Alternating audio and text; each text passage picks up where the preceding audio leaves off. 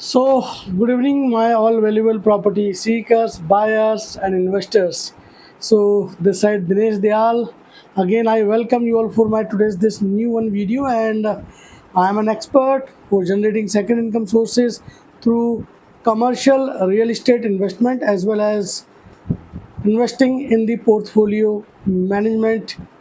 properties. So, in today's video, I'm going to brief you about the kind of or type of the investors. तो मैं ज़्यादातर market में जब ground पे काम करता हूँ तो इन्वेस्टर्स से प्रॉपर्टी सीकर्स से मिलता हूँ तो पिछले 14 15 16 सालों से मैं जो इस इंडस्ट्री में काम कर रहा हूँ तो एक मेरा बहुत ही शानदार अनुभव रहा है कि हर इन्वेस्टर की एक अलग नीड एंड रिक्वायरमेंट होती है, उसकी थोड़ी सी थ्योरी भी अलग होती है, उसके प्रिंसिपल्स अलग होते हैं। कहीं ना कहीं कुछ इन्वेस्टर्स तो शॉर्ट टर्म में डिसीजन लेना चाहते हैं, कुछ इन्वेस्टर्स मिड टर्म की बात समझ लेते हैं और बहुत रेयर होता है कि जो इन्वेस्टर्स लॉन्ग टर्म की बात समझने की कोशिश करें। और इन्वेस्टर्स की दो तरह की लॉबी है, एक चाहती है कि जो मेरे पास अभी पैसा पड़ा हुआ है उसको मैं शॉर्ट टर्म में लगाऊं और इसका फटाफट इसकी साइकिल घूमे और मुझे 2 से 3 सालों में एक इस पे एक अच्छी कैपिटल गेन की प्राप्ति हो और मैं इस पैसे को आगे आपके द्वारा ही रोटेट करूं। और कुछ इन्वेस्टर्स ऐसे होते हैं जिनके अंदर थोड़ा सा और कम पेशेंस होता है, वो चाहते हैं कि 6 महीने से लेके साल भर के अंदर हमें कुछ अच्छी खासी कैपिटल गेन की प्राप्ति हो और हम उस पैसे को आगे रोटेट करें। तो इन्वेस्टर्स की एक अलग अलग थ्योरीज़ हैं, प्रिंसिपल्स हैं, जैसा मैंने बताने की कोशिश करी। तो आज के इस वीडियो में मैं उन इन्वेस्टर्स के अलावा ऐसे प्रॉपर्टी सीकर्स एंड बायर्स की भी बात करूंगा जिनकी कहीं ना कहीं एक विंडो बैंक्स में एफडी करने की भी होती है और कहीं ना कहीं गोल्ड में भी इन्वेस्टमेंट करने की उनकी एक कैलकुलेशन होती है, या हम कहीं बात करें एसआईपी को लेकर उनका एक हैंडसम टिकट साइज़ होता है जिसको वो एक रेगुलर वे में लॉन्ग टर्म तक इन्वेस्टमेंट करना चाहते हैं।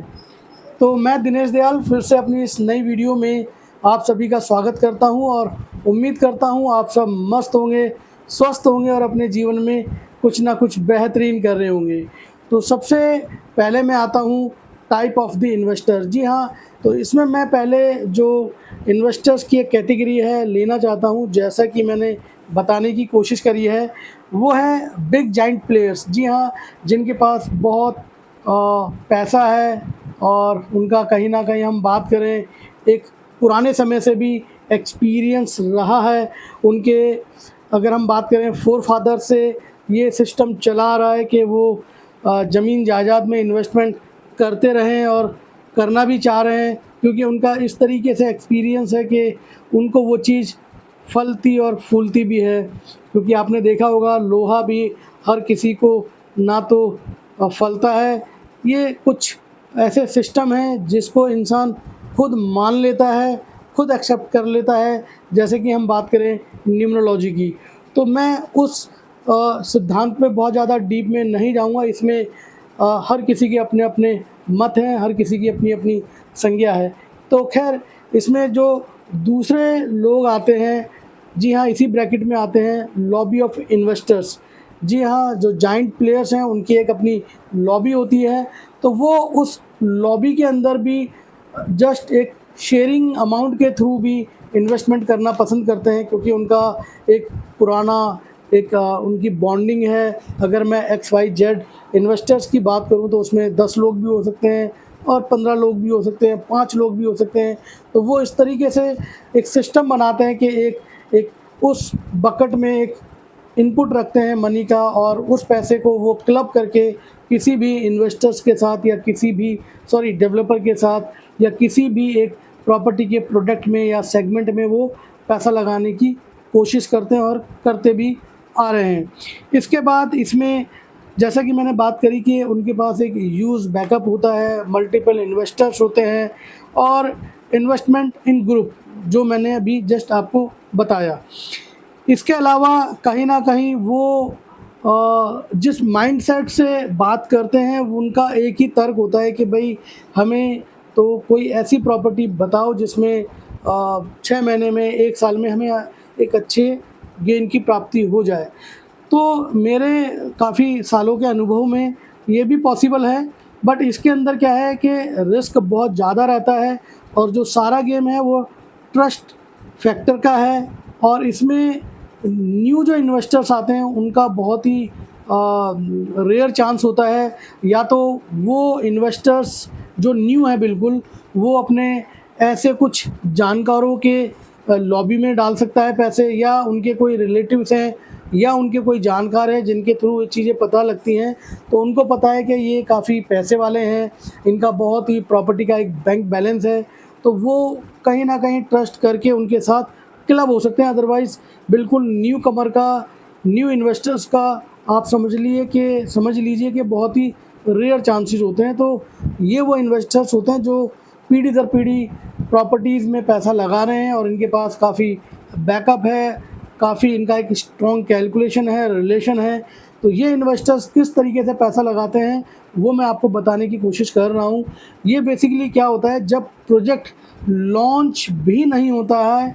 उसका रेरा नंबर भी नहीं आता है, उससे 1 से 2 साल पहले ये उस प्रॉपर्टी में फेथ एंड गुड पे, फेस वैल्यू पे उस डेवलपर के साथ ये उस कीमती पैसे को लगा देते हैं। जी हाँ, जैसे कि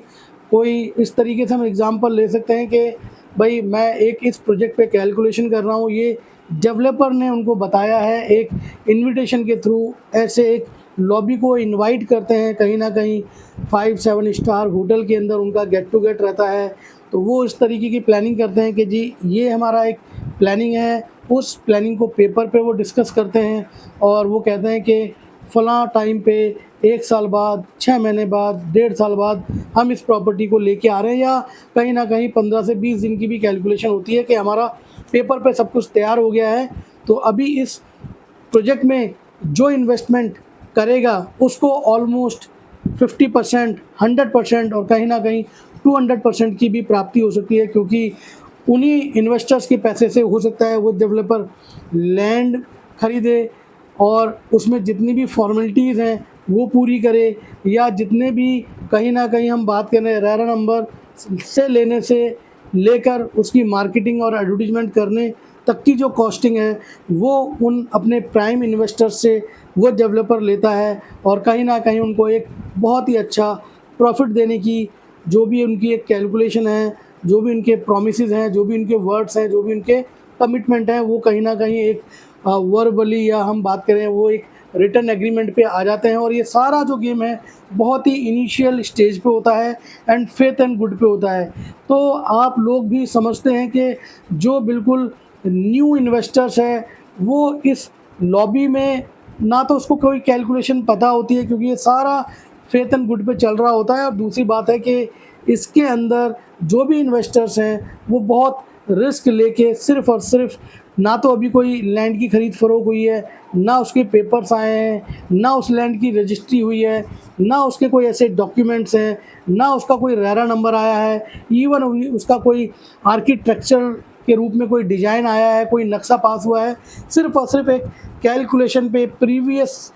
कि जितने भी हमारे उन इन्वेस्टर्स के, उस डेवलपर के साथ एक्सपीरियंस होते हैं, अच्छे बुरे समय के अंदर उन लोगों ने समय बिताया हुआ है, उन इन्वेस्टर्स को पता है कि ये इन्वेस्टर्स हमें पिछले 10 साल से, 5 साल से प्रॉफिट दे रहा है, हो सकता है कुछ कम हो कुछ ज़्यादा हो, तो उसी रूप में यहाँ पे पैसे ये लगते हैं। तो यहाँ पे जो मेन एजेंडा है उन इन्वेस्टर्स का पैसा लगाने का, वो सिर्फ़ और सिर्फ शॉर्ट टर्म होता है। वो चाहते हैं कि हम इस पैसे को लगाएं और इस पैसे को हम कहीं ना कहीं बैंक की एफडी से लेकर हम 100 बातें करें, उनसे भी अधिक कहीं ना कहीं उनको उस आरओआई की प्राप्ति हो, रिटर्न ऑन इन्वेस्टमेंट, जिसको हम कैपिटल गेन भी कहते हैं। तो इस तरीके से जो ये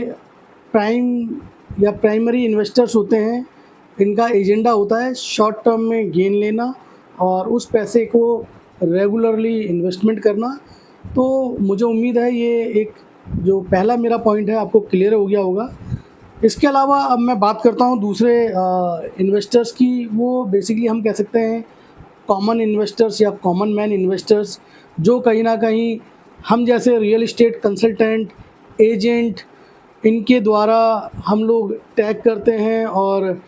कहीं ना कहीं हम डेवलपर की जो स्कीम्स होती हैं, मान के चलो स्कीम्स से मेरा मतलब है कि अगर उन्होंने लैंड ले ली है और या तो रेरा नंबर आने वाला है या आ चुका है, तो वो एक सेकंड स्टेज होती है जिसमें लैंड की खरीद फरोख्त हो चुकी है